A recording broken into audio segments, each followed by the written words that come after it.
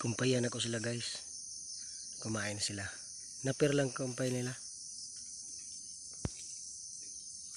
Ayun, ito sa araw. Malaki na si Ara.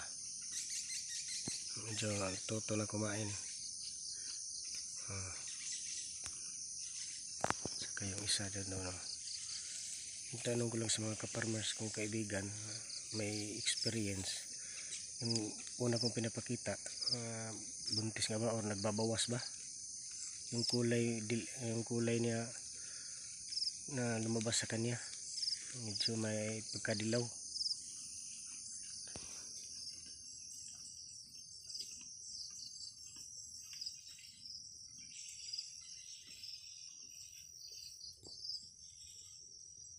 Lawak itong pastulan guys. Diyan lang kami kukuha ng napiray. Lapit sa bahay.